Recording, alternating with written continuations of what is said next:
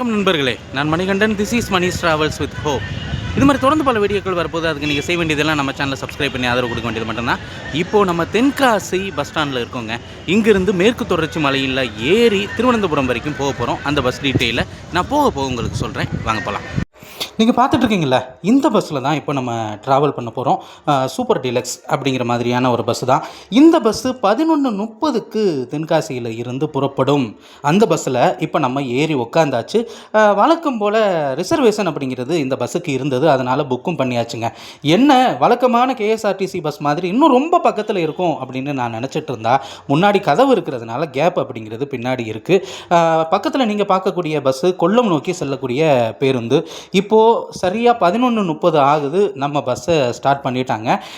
இந்த பஸ்ஸுக்கு ரிசர்வேஷன் அப்படிங்கிறது நிச்சயமாக இருக்குது. அது இருக்கிறதுனால நீங்கள் புக் பண்ணிக்கலாம். ஆக்சுவலாக டிக்கெட் எவ்வளவு அப்படின்னா, தென்காசியில் இருந்து திருவனந்தபுரம் வரைக்குமே 152 ரூபா ஆகுது. ரிசர்வேஷனோடு சேர்த்து 170 ரூபா ஆகுதுன்னு வைங்களேன், ஒரு 18 ரூபா சேர்த்து ஆகுது. ஆனால் ரிசர்வேஷன் பண்ணிடுறது நல்லது. இப்போது இன்றைக்கி ஒரு தேர்தல் நாளைக்கு முன்னாடி நாள் அப்படிங்கிறதுனால கூட்டம் குறைவாக இருக்கிறது. ஆனால் மற்ற நாளில் இந்த பஸ்ஸில் எப்பயுமே கூட்டம் அதிகமாக இருக்கிறத நம்ம பார்த்தவங்க சொல்லியிருக்காங்க. ஏன்னா நம்ம முதல் முறையாக இந்த ரூட்டில் இப்போ ட்ராவல் பண்ண போகிறோம். அது மட்டும் இல்லாமல் இந்த தென்காசியில் இருந்து தென்மலை வழியாக செல்லக்கூடிய அந்த மலைப்பாதை, மேற்கு தொடர்ச்சி மலைப்பாதை, இந்த பாதையை இது வரைக்கும் நம்ம ட்ரை பண்ணதே கிடையாது. முதல் முறையாக ட்ரை பண்ணுறோம் அப்படிங்கிறது தான். இப்போ நீங்கள் தென்காசியில் சாப்பிட்ணும் அப்படின்னா பஸ் ஸ்டாண்டு, புது பஸ் ஸ்டாண்டுக்கு ஆப்போசிட்டில் சில ஹோட்டல்ஸை நம்ம பார்க்க முடியுது. இன்னொன்று என்ன அப்படின்னா, தென்காசியில் 2 பேருந்து நிலையங்கள் இருக்கிறது. ஒன்று பழைய பேருந்து நிலையம், அந்த கோயில் பக்கத்துலேயே இருக்கும். இப்போ அது மினி பஸ்ஸு, லோக்கல் பஸ்ஸு போகிற பஸ் ஸ்டாண்டாக மாற்றிட்டாங்க. இப்போது நீங்கள் பார்த்த அந்த புது பஸ் ஸ்டாண்டு தான் இப்போது உபயோகத்தில் இருக்குது. நீங்கள் பார்க்கக்கூடியது தென்காசி ரயில் நிலையம். அந்த மேம்பாலத்தை தாண்டி இப்போ நம்ம போய்கிட்டு இருக்கோம். தென்காசி ரயில் நிலையத்துக்கும் புது பஸ் ஸ்டாண்டுக்கும் ரொம்ப பக்கம்தான். நம்ம இங்கே இறங்கி இருந்தாலே நடந்து வந்திருக்கலாம். ஆனால் நம்ம போன வீடியோவில் அந்த திருநெல்வேலியிலிருந்து செங்கோட்டை வரைக்கும் போகக்கூடிய அந்த ரயில் பயணத்துக்காக செங்கோட்டை வரைக்கும் போயிருந்தோம்.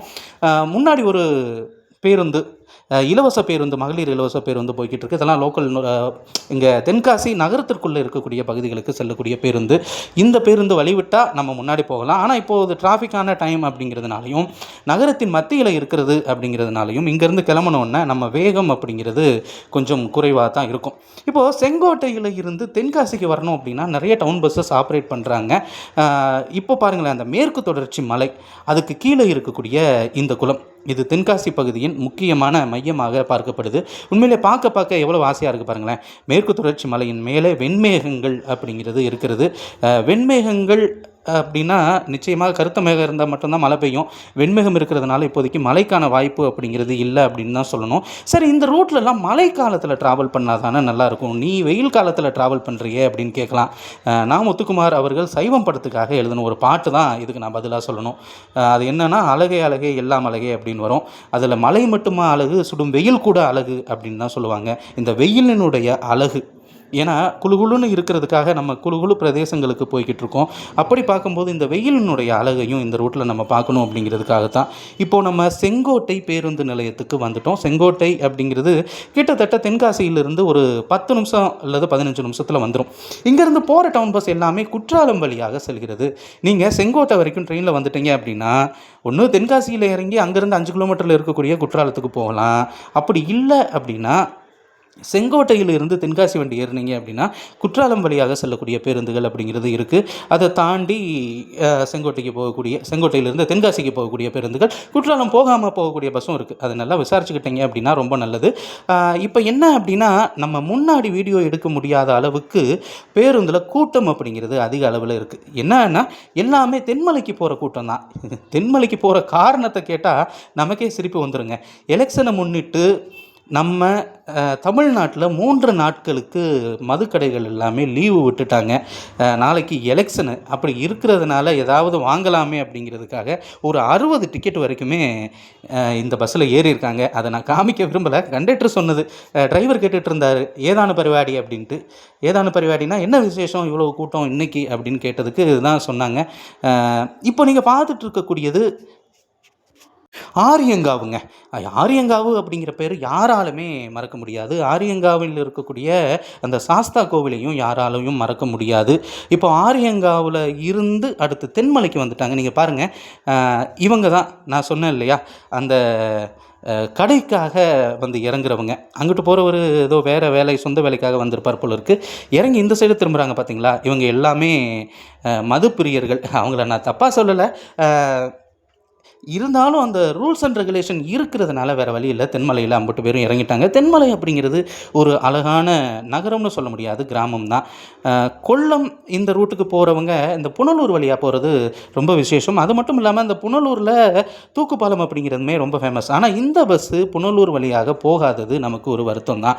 இந்த பஸ்ஸோட ரூட்டை நீங்கள் எடுத்துக்கிட்டீங்க அப்படின்னா செங்கோட்டை வழியாக தென்காசியிலிருந்து கிளம்பக்கூடிய இந்த பஸ்ஸு செங்கோட்டை வழியாக ஆரியங்காவு வந்து ஆரியங்காவிலிருந்து தென்மலை, தென்மலையிலிருந்து குளத்துப்புழை வழியாக இந்த பேருந்தானது நெடுமங்காடு போய் அங்கே இருந்து திருவனந்தபுரம் வரைக்கும் போகும். கிட்டத்தட்ட கிலோமீட்டர் அப்படின்னு பார்த்தோன்னா 120 கிலோமீட்டருக்குள்ளே தான் வரும். 120 அதிகம் தான், ஒரு 100 கிலோமீட்டருக்குள்ளே தான் வரும். ஆனால் மலைப்பாங்கான பகுதிகளில் போகிறதுனால கூட்டம் அப்படிங்கிறது என்னருமே இந்த பஸ்ஸில் இருக்குது. அதே மாதிரி நேரமும் கொஞ்சம் அதிகமாகத்தான் ஆகக்கூடிய ஒரு நிலை அப்படிங்கிறது இருக்கிறது. கேபின் ரைடு மாதிரி தான் இன்றைக்கி நமக்கு கிடைச்சிருக்கக்கூடிய வாய்ப்பு. என்ன ஒரு நார்மல் கேஎஸ்ஆர்டிசி பஸ்ஸாக இருக்கும் அப்படின்னு நான் நினச்சேன். ஆனால் நார்மலான கேஎஸ்ஆர்டிசி பஸ்ஸெல்லாம் கிடையாது. இது கொஞ்சம் டீலக்ஸ். இந்த டீலக்ஸ் பஸ்ஸில் நிறையா இந்த கேரளா பகுதிகளில் நீங்கள் பார்த்தீங்க அப்படின்னா ஜீப் அப்படிங்கிறத அதிக அளவில் பயன்படுத்துகிறாங்க. கரட்டுந்துன்னு சொல்லுவாங்க, இதுக்கு சுத்த தமிழ் பெயர். ஏன்னா கரட்டில் ஓடக்கூடிய உந்துனா வண்டி. தமிழ் கிளாஸ் எடுக்கிறேன்னா தெரிஞ்சுக்கிறதுல தப்பு இல்லைல்ல.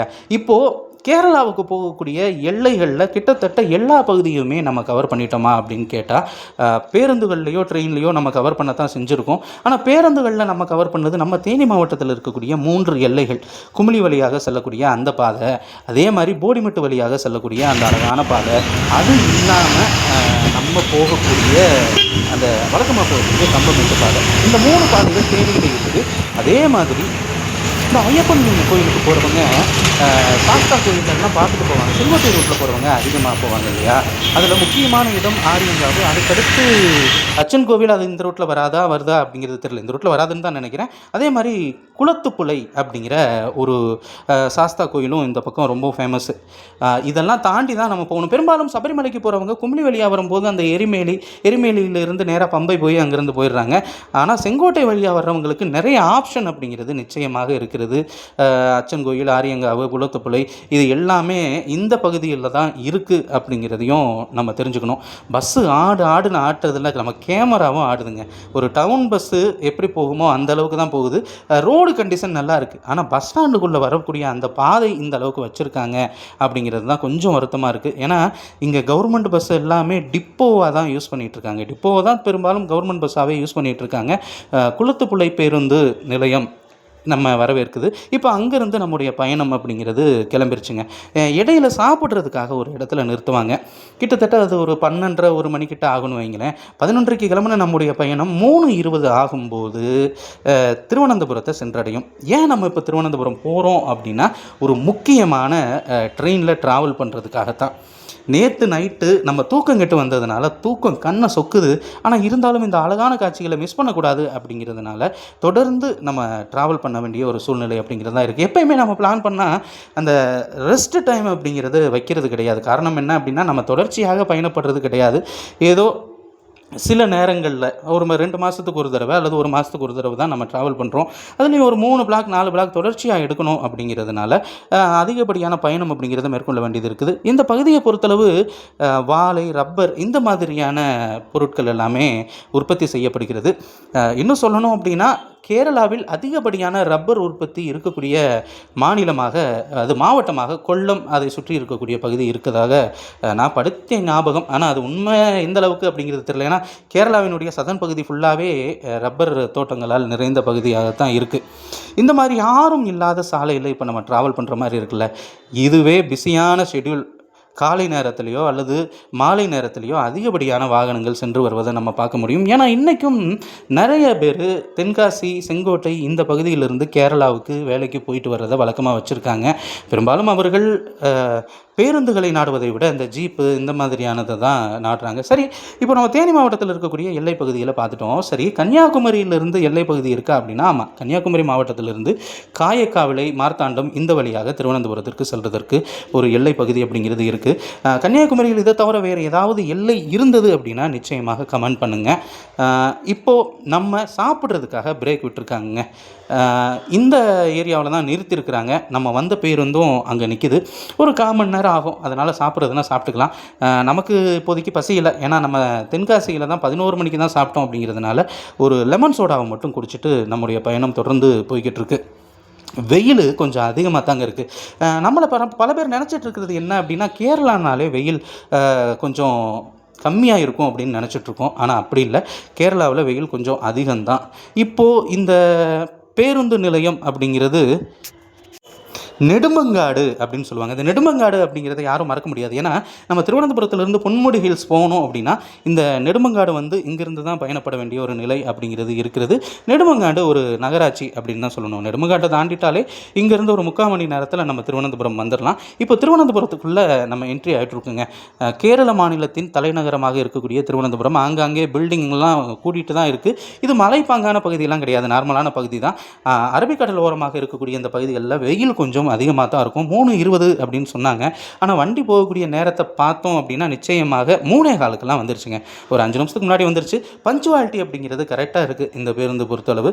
இதில் நீங்கள் புக் பண்ணிக்கலாம். அடுத்த ஒரு வீடியோவில் பார்ப்போம். அது வரைக்கும் நன்றி, வணக்கம் நண்பர்களே.